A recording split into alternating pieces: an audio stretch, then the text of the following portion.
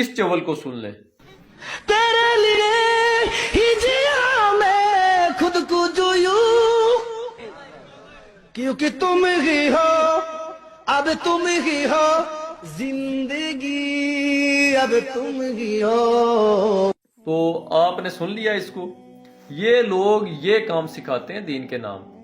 حالت دیکھ لیں، محفل دینی ہے اور کام کیا کیا جا رہا ہے، سونگ گانا گایا جا رہا ہے، اور آگے لکیر کے فقیر مائک دیا ہوا ہے اور بڑے ہی خوش سارے لوگ، اور یہ جناب جو ہے نا یہ گانا پیش کر رہے ہیں بڑے ہی پیارے انداز سے، خود سے یہ سمجھ رہے ہوں گے کہ میں بڑا نیکی کا کام کر رہا ہوں، یعنی کہ اس کا مجھے بڑا اجر مل جائے گا۔ یہ حالت ہے ان لوگوں کی۔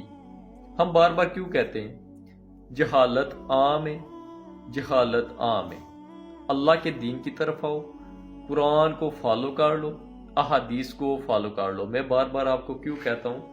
کیونکہ ان خرافات اور ایسے کام کرنے سے پھر انسان کا ٹھکانہ کون سا ہے، یہ سمجھ لیں۔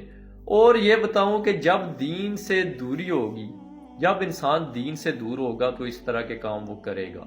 جب قرآن کا مطالعہ ہی نہیں کرنا، پڑھنا ہی نہیں، کھولنا ہی نہیں، قرآن پڑھا پڑھا گھر کے اندر چھت کے اوپر الماری کے اندر سالوں گزر جاتے ہیں، ساری زندگی گزر جاتی ہے، غلاف میں بند کر دیا۔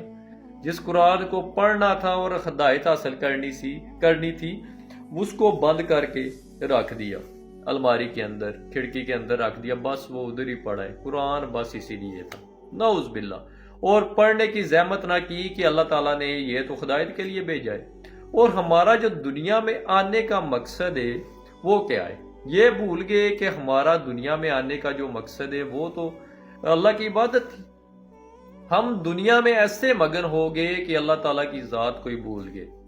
قرآن کو ٹرانسلیٹ نہیں کیا کہ اللہ تعالیٰ نے ہمیں دنیا میں کیوں بھیجا ہے اور ہم نے کون سے اعمال کرنے، یہ دنیا عارضی ہے اور اصل زندگی آخرت کی ہے، یہ سمجھا ہی نہیں۔ اسی دنیا کو سب کچھ سمجھ لیا، عارضی زندگی۔ احادیث کا مطالعہ نہ کیا، طہارت تک کا پتہ نہیں ہے۔ غسل واجب ہو جائے تو غسل کا پتہ ہی نہیں کہ طریقہ کیا ہے سنت، اور ساری زندگی پلیتی میں گزار دی۔ وضو تک نہیں پتا کہ وضو کیسے کرنا ہے۔ ہم نے وہ لوگ بھی دیکھے ہیں، اللہ تعالیٰ معاف کرے، جن کی عمریں 50 سال کے قریب پہنچ گئی ہے، جن کی ایج، اور وہ جب وضو کرتے ہیں تو دوسرے بندوں کو دیکھ رہے ہوتے ہیں اور رک رک کے وضو کرتے ہیں کہ وہ کیسے وضو کر رہے ہیں، شرما شرما کے، کہ ہمیں کوئی دیکھ نہ لے یا ہمارا وضو غلط نہ ہو۔ اتنا یعنی کہ دین کو سمجھا ہی نہیں، پڑھا ہی نہیں۔ اللہ تعالیٰ نے اس دین کو کتنا خوبصورت بنایا، آسان بنایا۔ دیکھیں اللہ تعالیٰ نے ہر چیز کو بڑے ہی خوبصورت سانچے میں ڈال دیا۔ سب سے بہترین یعنی کہ دین ہمیں ملا، اسلام ہمیں ملا، جو مسلمان اللہ تعالیٰ نے بنایا، اور آگے مسلمان نام نہاد مسلمان بنے، یعنی کہ صرف مسلمان کہنا ہی انہوں نے کافی سمجھ لیا۔ قرآن کے احکام کو ماننا ہی نہیں کہ اللہ تعالیٰ نے 700 مرتبہ اللہ تعالیٰ نے کہہ دیا، اس سے بھی زیادہ کہہ دیا نماز پڑھو، لیکن ہم نے نماز نہ پڑھی، نماز کو چھوڑ دیا، اور لوگوں کو سنایا کہ ایمان اور کفر کے درمیان جو ہے جب کوئی پوچھے نماز فرق کرتی ہے، وہ نماز کرتی ہے، لیکن خود نہیں پڑھنی۔ لوگوں کو بتایا اور خود عمل چھوڑ دیا۔ احادیث کا لوگوں کو بتایا کہ ہم نبی کریم صلی اللہ علیہ وسلم کی ذات سے بڑا پیار کرتے ہیں، نعرے مارے، لیکن نبی کریم صلی اللہ علیہ وسلم کی بات کو ماننا ہی نہیں کہ نبی کریم صلی اللہ علیہ وسلم ہمارے لیے زندگی گزارنے کا بہترین نمونہ ہے۔ اللہ تعالیٰ نے ان کو کیوں بھیجا؟ ہماری ہدایت کے لیے، یعنی کہ پیغام پہنچانے کے لیے۔ ہدایت تو اللہ کے اختیار میں، یعنی کہ ان کو بتا دیں، یہ جو اندھیرے میں پڑے ہیں ان کو اندھیرے سے نکال کے ہدایت کی روشنی کی طرف لے کے آئیں، اللہ کی عبادت کی طرف لے کے آئیں، ایک اللہ کی عبادت کی طرف، اللہ کے قرآن کی طرف لے کے آئیں، اسلام کی طرف لے کے آئیں۔ ان کو بتا دیں کہ پورے کے پورے اسلام میں داخل ہو جاؤ، اسی میں کامیابی ہے۔ نبی کریم صلی اللہ علیہ وسلم کے فرامین احادیث، نبی کریم صلی اللہ علیہ وسلم کا عمل سنت، اس کو پسے پشت ڈال دیا۔ اکثریت میں وہ لوگ دیکھے جن کو پانی کی جو یعنی کہ سنتو کا پتہ ہی نہیں ہے، پانی پیتے ہوئے کیا کر رہے ہیں۔ جن لوگوں کو یہی پتہ نہیں ہے کہ کھانا کھانے سے کیا پہلے کرنا ہے، سونے سے پہلے، جاگنے سے پہلے کیا پڑھنا ہے، واش روم میں آنے جانے سے پہلے، دنیا کے گھر سے نکلنے، مسجد میں آنے جانے سے، گھر میں داخل ہونے، لباس پہننے کی دعائیں چھوڑ دی. پھر کہا کہ ہمارے گھروں میں پریشانیاں ہیں، مشکلات ہیں، مصیبتیں ہیں، ہمارے گھروں سے جنات کے جو اثرات نہیں جاتے. وجہ کیا ہے؟ شیاطین تو آئیں گے اس گھر میں. جہاں پر شیاطین کو بلایا جائے گا وہ تو خوش ہو کے آئیں گے جب اس کا ساتھ دیا جائے گا. اس کو روکنے کے لیے ہم نے قرآن کو پڑھا ہی نہیں، نمازوں کو پڑھا ہی نہیں، گھروں کو پاک کیا ہی نہیں، تو پھر کیسے آسانیاں ہوں گی جب نماز ہی چھوڑ دیں گے. اللہ تعالیٰ تو فرماتا ہے تم مجھے یاد کرو میں تمہیں یاد کروں گا. جب اللہ کو یاد ہی نہ کیا تو اللہ تعالیٰ ہمیں کیا پھر یاد کرے؟ بتائیں.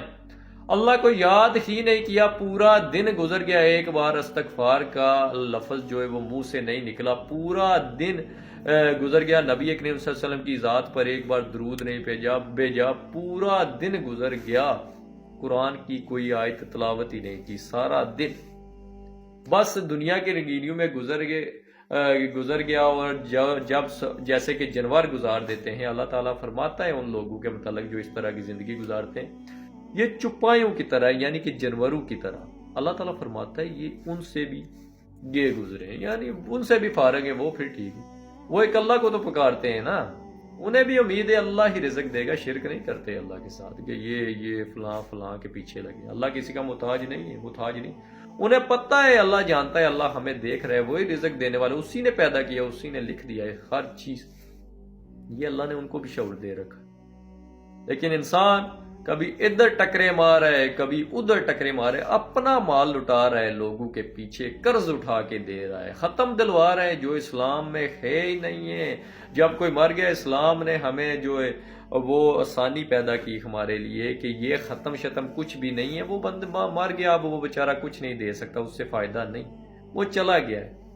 ہاں اس کے لیے نیک اولاد ہے تو دعا کرے، اس نے اچھا عمل کیا ہوگا تو اسے کام ہے، شرک نہیں کیا ہوگا، بدعت سے بچا ہوگا.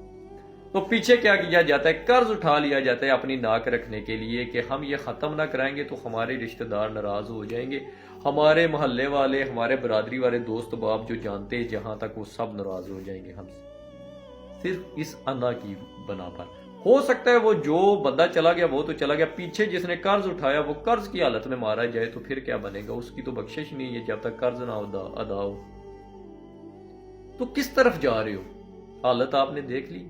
مسجدوں کے اندر گانے، ڈانس شروع ہو گئے، قوالیاں، جو بدعت خرافات. مسجدیں تو اللہ کی عبادت کے لیے تھی. یہ محفلوں میں کیا ہو رہا ہے؟ کہانیاں سنائی جا رہی ہیں، کوئی اللہ کے قرآن کی، اللہ کے کلام ہے، یہ اللہ کی باتیں ہیں، قرآن آیات کو نہیں بیان کیا جا رہا.